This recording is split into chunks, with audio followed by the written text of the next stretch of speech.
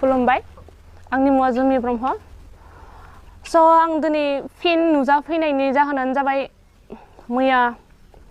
अनिल सारा जि आंनि सायाव लानानै जि जाथायखौ बुंबाय स' बिनि फिननायखौ आं होफिननो थाखाय फिन नोंथांमोननि गेजेराव नुजाफैबाय गिबियावनो आंखौ जायफोरा सापर्ट खालामदों रायजो राजा नोंथांमोननिखौ जासिहरनाय थाबाय स' मैया अनिल सारा आंनि सायाव मोनसे कुइसन माने बुंदों आरोखि आंनाव बारे फन हरनाय खोथाखौ बाट बिथाङा आंनाव खेबसेल'सो फन हरदोंमोन आं नोंथांमोननो देखायनोबो हागोन खेबसेल'सो फन हरदों बिथाङा मैया नङा सरि दाख्लै खेबसे फन हरदोंमोन आं रायलायनो मोनदों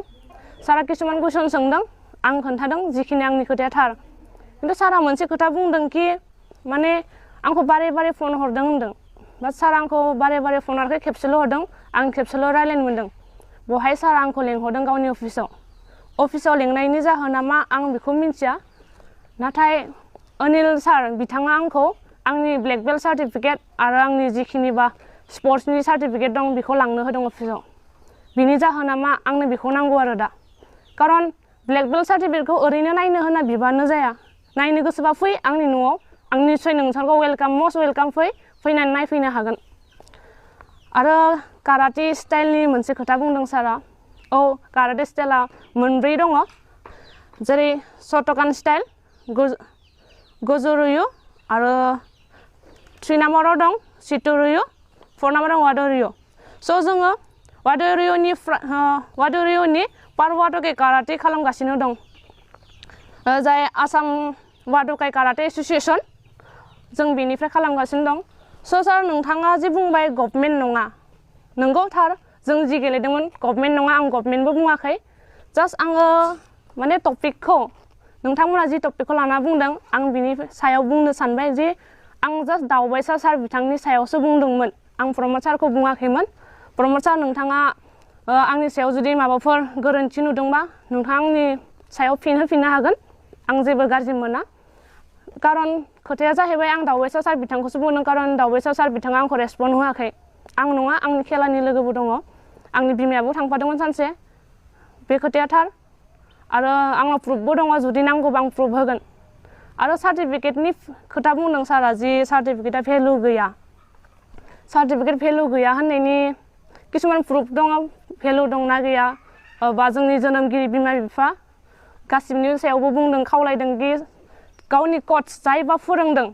बे कचनाव थांनानै सोंहैग्रो अनिल सार बिथाङा बुंदों दे बे खोथाखौ आं बुङाखै अनिल सार बिथाङा बुंदों कि जोनोमगिरि बिमा बिफाफोरा कचनाव थांनानै सोंहैग्रोनांगौ कि सार्टिफिकेट भेलु दंना गैया मा खामानियाव फैगोन बबे लामाजों थांगोन नंगौ बे खोथाया थार सोंग्रोनांगौ अनिल सार बिथाङाबो गाज्रि बुङाखै नंगौ सोंग्रोनांगौ बे थार आंनि जोनोमगिरि बिमा बिफायाबो सोंहैग्रोदों स' सार्टिफिकेट भेलु दंना गैया जों दिनै प्रुफ दङ आंनि आखायाव प्रुफआनो जाहैबाय आंनि जेबा कच अन्जन सार बिथाङा दिनै उरिष्यायाव गेलेनाय जिथुबा सार्टिफिकेटजों दिनै बिथाङा साख्रि मोनबाय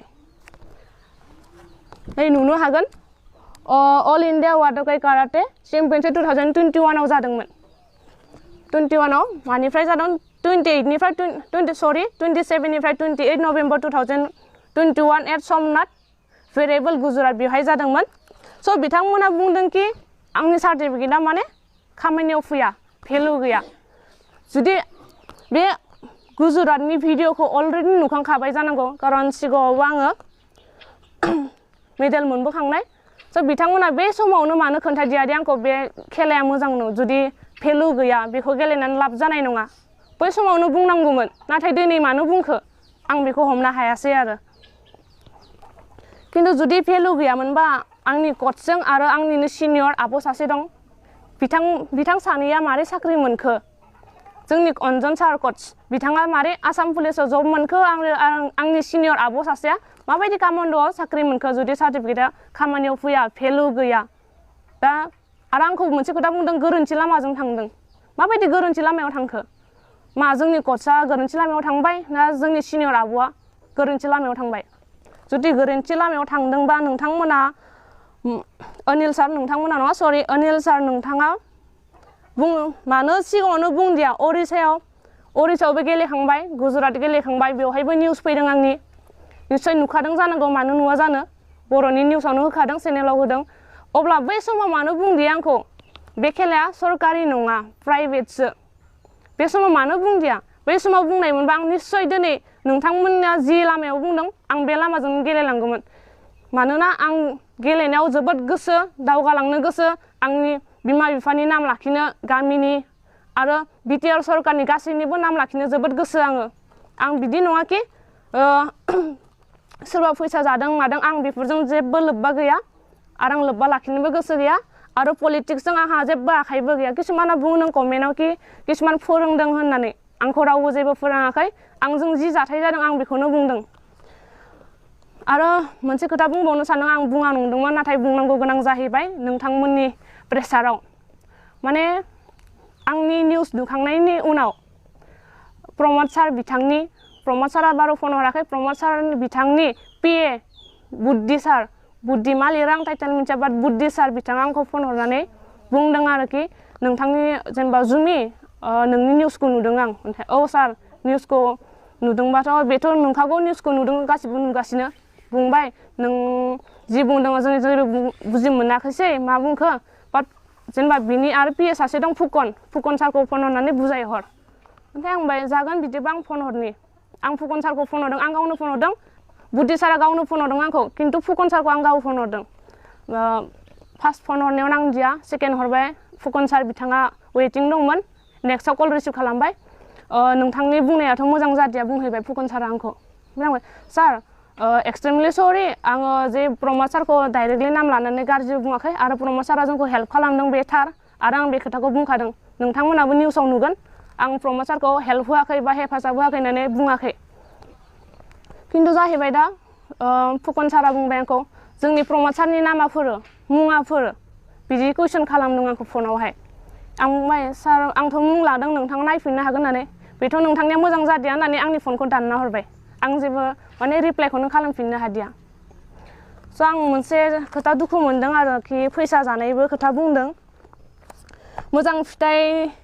माने बे गेमजों आं जि गेम गेलेदों दा जि स्टाइल माने आसाम वाद'के काराटे एस'सिएशननिफ्राय आं गेलेदों नालाय बे गेमखौ लाना बुंदों कि भेलु गैया आरो थार्ड पार्टि सोरबा कचआ फैसा जादों आं बे खोथाखौ खोनानानै जोबोद दुखु मोनदों दुखु मोननायानो जाहैबाय आंनि अनजन सार कच बिथाङा बेफोरबायदि नङा आं फोथायो आरो नुबोगासिनो उन्दै उन्दै गथ' फैसा गैयाबा बिथाङा जेसे हायो हेल्प खालामदों आंखौबो हेफाजाब खालामदों आंखौथ' मा बुंनो दा हेफाजाब ओरैबायदि खालामदों माने सारखौ ओरैबायदि थेंक इउ माने माबायदि खुगाजों बुंनो बुंनो हाया आरो जोबोद हेल्प खालामदों सारा बयखौबो हेल्प खालामो अनो खिन्थु बिथाङा बुंबाय भेलु गैया थार्ड पार्टि जों बिदि सोरबा कचफोरखौ फैसा जानाय मानेथ' आंनि कचखौनो बुंनाय जाबाय स' आं बेखौ दुखु मोनदों बेफोरबायदि जेबो नङा आं गावनि खुगाजों बुंदों जोंनि कचआ थाइसेबो फैसा जायाखै अनिल सार बिथाङा 32,000नि खोथा बुंदों बेवहाय स' 32,000नि खोथाया जाहैबाय आंनि खरस जिहेतु जों स्टाइल गेमसो गेलेदों नालाय स्टाइल गेमाव फैसा थांखायो बेखौ बयबो जेनेबा जोंनि मार्शेल आर्ट काराटे खेलानि बिथांमोना मिन्थिखागोन स्टाइल गेमाव फैसा थाङो औ 32,000 थांदों थाङाखै नङा खिन्थु बे जोंनि खरसजों जों थांदों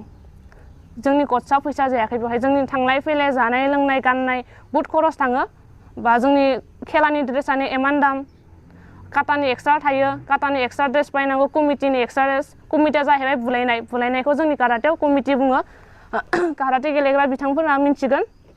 स' बिथांमोना ड्रेसनि दामखौबो मिन्थिखायो आरो आखायाव गाननाय आथिङाव गाननाय ग्लभ्स बेसेबां खरस थाङो आंनि न'निफ्राय होनो हानाय माने गोहोआनो गैया स' आं दुखु मोनदों आरोखि आं गावनि आखाइ खरसनि थाखाय थाइसे थाइनै जेनेबा बिदि मोनगोन खोमा होननानै आङो दावबैसा सार बिथांनाव थांबाय प्रमद सार बिथांनाव थांबाय प्रमद सारा हरदों आंनो आं हराखैबो होनखायाखै थांनाय निउसावबो आं हरदोंखौनो होनदों खिन्थु दावबैसा सारा जोंखौ रेसपन्ड होआखै स' आंनि बे एसे जेनेबा मोनगोन खोमा होननानै थांनाय बे थाइसे थाइनै बिनो थांनायावनो जुदि बेफोरबायदि नंखाय रायाव जुदि बिदि बुङोबा माबायदि मोनगोन बर'नि फिसाफोरा मा गेलेनो गोहो गैया नामा दावखोनो हाया नामा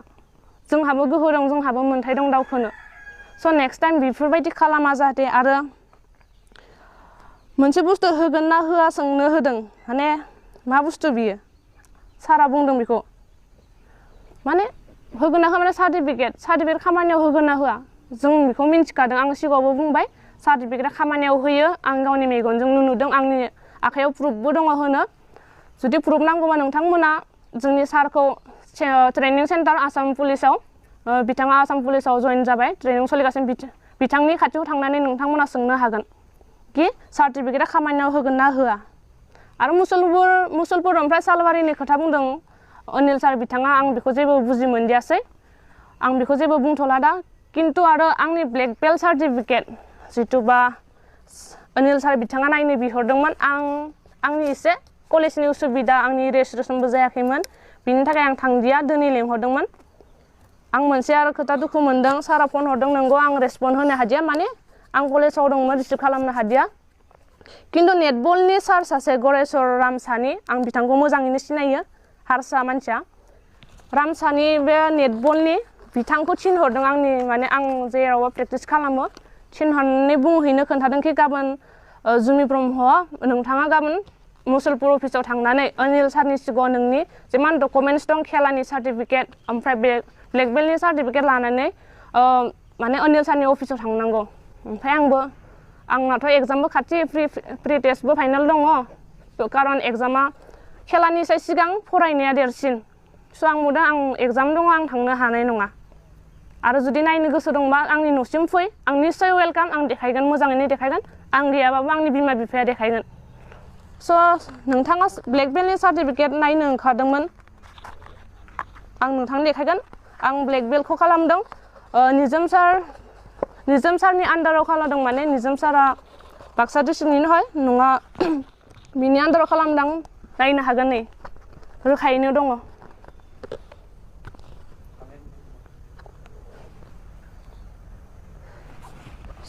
स' नोंथांमोना जि ब्लेक बेल्ट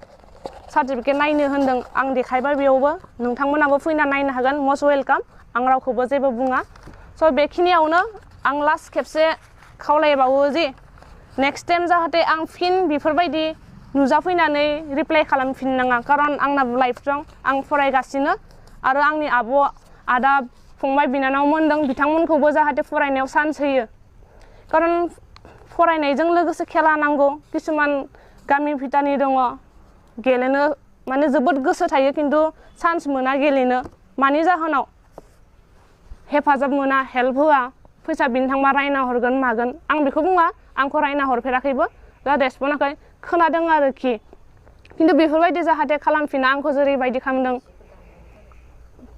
प्रमद सारनि न'आव थांदोंमोन जोङो खैबारबा थांदों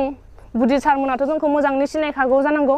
सिनायखागोन जों थांबाय थानाय मानसि हेफाजाबनि थाखाय सानसेखालि जोंखौ लेंहरदों जे नोंसिना खामानिया जाबाय रांनि खोथाखौ बुंदों आरो खामानिया जाबाय नों फैनो हासिगौ नेक्स्ट टाइमानो जों होनांगौ लास्ट डेट थाखायो बिथांमोना मिन्थिखागोन जायबा स्पर्ट्सनि स' बिदि होननायखाय जोङो मोना थांबाय प्रेक्टिस जोबखांनानै दुगैया मुवा थांदों जों प्रेक्टिस जोबखांनानै थांबाय जोङो थांनानै नेहैबाय दसे गोबावनो जिरायबाय दखानियाबो जोंजों दंफायो बिथाङाबो जोंजों माने जों फैजासिम लोगोनि न' खाथिनिनो बेहाय दखान होयो स' जों नेबाय बुहुत गोबाव नेबाय जोङो 2 घन्टा 3 घन्टा जालांबाय नाथाय बुद्धि सारा गैया फुकन सारखौ फन हरबाय फुकन सारा बुंदों बुद्धि सारा हैगोन थांगासिनो ओमफ्राय आरो जों बुद्धि सारखौ फन हरबा गारि सालायबाय थादों आं थांगासिनो बिदिनो हर जालांबाय 10टा 9टा 10टा बिदि जालां टाइमखौ गोसो गैया जिखुनु हर जादों आरो हर गेजेर जों फैफिनबाय जों बुंखादों जोंना गारियाबो मोजां नङा जोङो गारिया ससेयाव फैनानै जोंना गारिया गाज्रि जाना होबाय पामचार जाबाय जों मा खालामनो दखानबो गैला जों बुंखादों थाबैनो माव जोंना दखान मोनाबा आरो उसुबिदाबो जागोन होननानै मोनमारदिया थारैनो जों नारबोबाय प्रमद सारनि न'नि एसे सिगाङाव सक मोनसे दं जों सकनि नामखौ मिन्थिया बिनिफ्राय जों गारि नारबोदों गरायसरसिम बेथ' धेमालि नङा सिख्ला मानसि उन्दै सासे आगै दंमोन जों बिसिम इमान गोजाननिफ्राय इमान गोजानसिम गारि नारबोनाया सहस नङा बे आंनि थैजासिम माने गोसोआव थानाय नेरसोन थाखासिगोन आरो जाहाथे बेफोरबायदि नेक्स्ट टाइम खालामा आरो प्रमद सार नोंथांनिसिमबो खावलायनाय आं नोंथांखौ जेबो गाज्रि बुङाखै नोंथाङा हेल्प खालामदों आं हेल्प खालामनायखौनो बुंदों नोंथाङा फिन थांनानै नायफिननो हागोन आंनि जिहेथुबा थांनाय निउस दंमोन निउसाव जि आङो जि खोथाफोरखौ बुंदोंमोन नोंथाङा थांना नायहैफिननो हागोन स' नोंथाङा जुदि आंनि सायाव माबाफोर दुखु मोनदोंबा आंनिफ्राय सरि मानोना आं नोंथांखौ दुखु होनोबो सानाखै आरो नोंथांखौ हेल्प होआखैबो होनाखै हेल्प होदों निश्चय आं हेल्प होनाखै आंखौ हेल्प होनायनि नामखौबो आं दिनै मुंख'गोन बिश्वजित दैमारि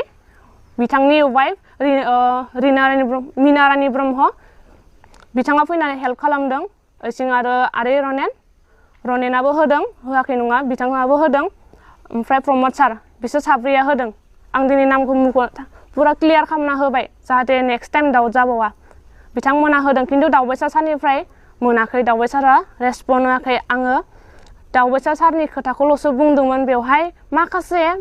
जिथुबा स्पर्ट्सनि सेक्रेटारि बिथांमोननि मोदोमाव मानो नांदों आं बेखौ मिन्थिया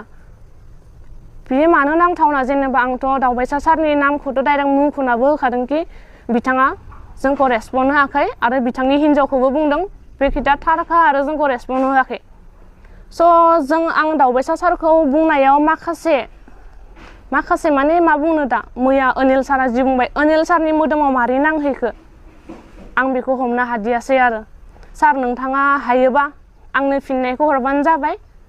आरो नोंथां मैया आंखौ खेबनै फन हरदों नंगौ आंबो नुदों आं कलेजाव दंमोन बेस्थ' बिनि उनाव आं प्रेक्टिसाव थांबाय आं प्रेक्टिसखौबो गारनो हाया बिनिखायनो आं नोंथांखौ फिन फन हरफिननो हादियासै बिनि थाखायबो निमाहा बिबाय नाथाय आङो प्रमद सारनि सायाव जि बुंदों सरि प्रमद सार नङा दावबायसा सारनि सायाव जि बुंदोंमोन बेखौ लानानै नोंसोरो मानो एथ'बां मोदोमाव लादों आं बेखौ हमनो हायासै आरो खिन्थु पलिटिक्सनि सायाव आंहा जेबो आखाइ गैया आरो आं पलिटिक्सजों माने लोब्बा लाखिनोबो गोसो गैया आरो लाखियाबो खारन आं दा स्टुडेन्ट आंना लाइफ दं फरायनांगौ बिमा बिफाखौ नायनांगौ गामिनि आगै फंबाय बिनानाव आब' आदामोननि सिगाङाव आं मोजाङै थानो लुगैयो आरो आङो नेक्स्ट टाइम जुदि बिदिनो मोजाङैनो दावखोलांनो हायोबा आं जोंनि गामियावनो स्कुल गंसे खुलिनानै आरामाव फोरोंगोन फ्रियावनो फोरोंगोन